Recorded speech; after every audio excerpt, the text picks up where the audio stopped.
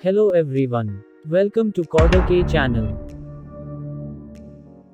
Guys, in this video I am going to tell about network hacking.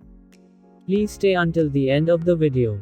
Now, before we start talking about network hacking, you need to have a basic understanding of how networks work.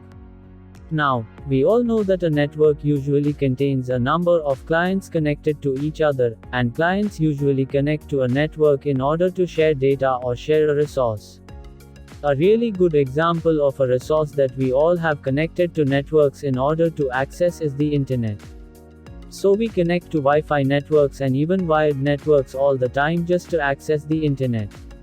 Now, all networks, whether it's Wi-Fi or wired, work on the same principle. They have a device that is considered a server now in many cases, for example, in your home network. This server is your router.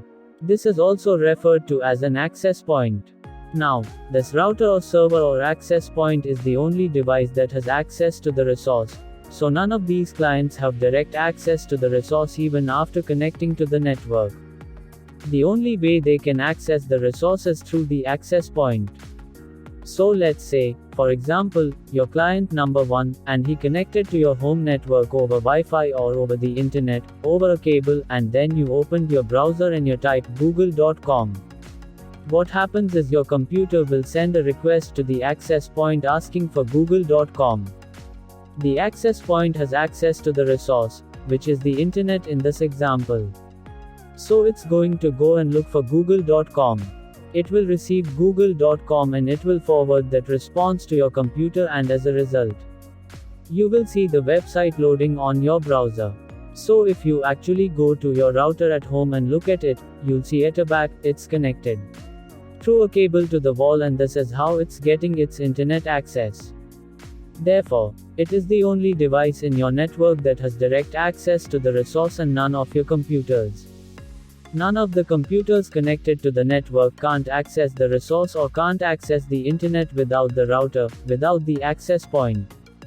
So the only way for all of the connected clients to access the resource is to go through the router. Now, the data is transferred between the clients and the access point is packets.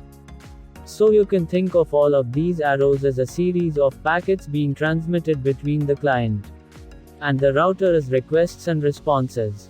Now, in Wi-Fi networks, these packets are transmitted in the air. Therefore, if you have a wireless card and you're within range, you'll be able to capture all of these requests and responses. So basically, you'll be able to see anything that any computer connected to the same network as yours does on the internet, because they will have to send all of this data to the access point. And because they're sending this data in the air, because you're in a Wi-Fi network, you'll basically be able to capture these requests and the responses, and you'll be able to see the URLs. They visit the usernames, the passwords, they enter the chat messages. Anything they do on the internet will be sent as packets, and therefore you'll be able to capture it and analyze it. We'll talk more about that and more about how networks work as we go through the course, but this is enough to get you going through the next few lectures so that you can sniff data, analyze it, and start launching some cool pre-connection attacks. To know more about hacking and also other programming knowledge, please visit our website, coderk.com, which is in the below description. If you like this video, give me a thumbs up. If you get any informative knowledge on hacking, please share it with your friends. To watch more and more videos like this, please subscribe to the Coder K channel and click on the bell icon. Okay friends, bye and have a great day.